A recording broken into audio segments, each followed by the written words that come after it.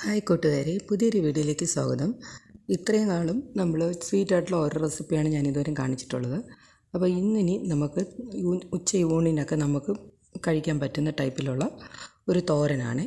അതായത് നമ്മുടെ ഉണക്കച്ചെമ്മീൻ്റെ പൊടി വെച്ചിട്ടുള്ള ഒരു തോരനാണ്.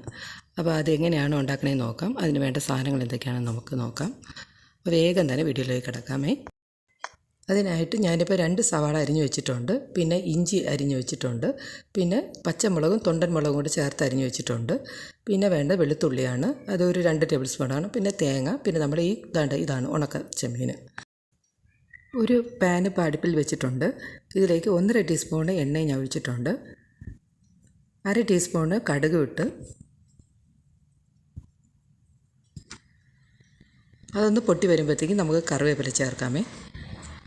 ഉടനെ തന്നെ നമുക്ക് സവാളയും ചേർക്കാം. അരിഞ്ഞു വെച്ചിരിക്കുന്ന സവാള ഇവിടെ ചേർത്ത് ജസ്റ്റ് ഒന്ന് വഴറ്റി വയ്ക്കാം കേട്ടോ. ഇതിലേക്ക് 1.5 ടീസ്പൂൺ ഇഞ്ചിയും 1.5 ടീസ്പൂണ് വെളുത്തുള്ളി അരിഞ്ഞതും, ഇതിൽ 2 ടേബിൾ സ്പൂണ് നമ്മുടെ തൊണ്ടമുളക് അരിഞ്ഞതെല്ലാം കൂടെ ചേർത്ത് ഒരുമിച്ചിട്ട് നന്നായിട്ടൊന്ന് വഴറ്റിയെടുക്കണം. ഒരു 10 സെക്കൻഡോളം വഴറ്റിയാൽ മതി. ഇതിലേക്ക് ഇനി 1 ടീസ്പൂണോളം ഞാനിപ്പോൾ ഉപ്പ് കൂടെ ചേർക്കുന്നുണ്ട്. ഇതുകൂടെ ചേർത്ത് നന്നായിട്ടൊന്ന് സോട്ട് ചെയ്ത ശേഷം ഒന്ന് അടച്ച് വെച്ച് നമുക്കൊന്ന് ഒരു 10-15 മിനിറ്റ് ഒന്ന് ആവി കയറ്റിയെടുക്കാമേ. ഉണക്ക ചെമ്മീൻ ഞാനിപ്പോൾ ഒന്നുകൂടെ നന്നായിട്ട് കഴുകി വൃത്തിയാക്കി കൊണ്ടുവന്നിട്ടുണ്ട്. അതുകൂടെ ഇപ്പോൾ ഇതിലേക്കിടാം.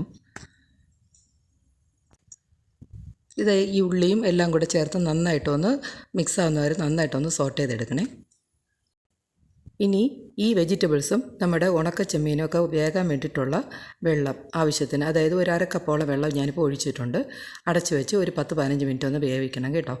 ഒരു മിക്സി ജാറിലേക്ക് 1 കപ്പ് തേങ്ങ, 1/2 ടീസ്പൂൺ കുരുമുളക് പൊടി, 1/2 ടീസ്പൂൺ മുളക് പൊടി, ഒരു 1/4 ടീസ്പൂൺ മഞ്ഞൾപ്പൊടി, 1/2 ടീസ്പൂൺ മസാലപ്പൊടി, ഒരു പിടി കറിവേപ്പില ചേർത്ത് ഒന്ന് ക്രഷ് ചെയ്ത് കൊണ്ടുവരാം.